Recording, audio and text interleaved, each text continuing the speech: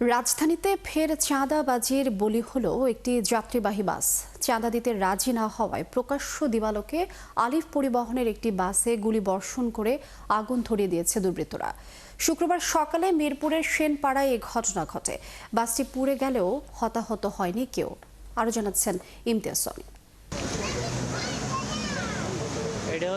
সকাল 7টার দিকে মিরপুর 1 থেকে বনশ্রীর উদ্দেশ্যে রওনা হয় আলিফ পরিবহনের একটি বাস।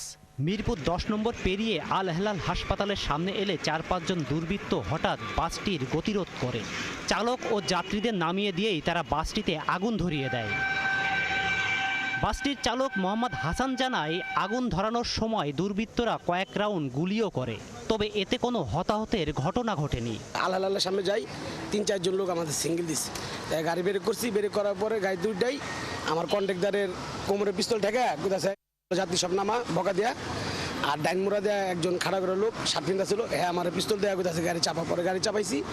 চাপানোর পরে যাত্রী যা আছে সব নামাই দেয়া এই বোতলের পেট্রোল ঢেলে গাড়িতে আগুন ধরা দিছে।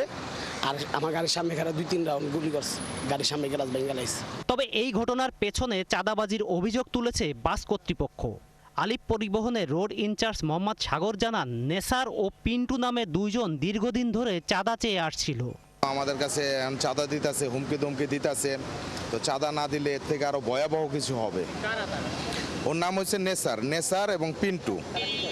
ওরা চাঁদাবাজ, ওরা মূলত কোনো কিছু করে না, ওরা এরকম মানে কোম্পানি এরকম মানুষের কাছে চাঁদা উঠায় এরকমই করে আর কি। বাসটিতে আগুন ধরিয়ে দেওয়ার পরেও চাঁদা চেয়ে হুমকি দিচ্ছেন বলেও জানান তিনি। এখনো হুমকি ধমকি দিতেছে, যদি আগামীতে যদি ওদের সাথে কোনো লেজুর সিস্টেম না করি, কোনো চাঁদা না দেই, টাকা পয়সা না দিলে এর থেকে আরো ভয়াবহ কিছু হবে। এই জিনিসটা মিউচুয়াল করার জন্য 5 লাখ টাকা চাইতেছে, আর প্রতি মাসে 1 লাখ করে চাঁদা দাবি করতেছে। এ বিষয় জানতে কাফরুল থানায় গেলেও কথা বলতে রাজি হননি ভারপ্রাপ্ত কর্মকর্তা। এই ঘটনায় কাফরুল থানায় মামলা করার প্রস্তুতি নিচ্ছে বাস কর্তৃপক্ষ।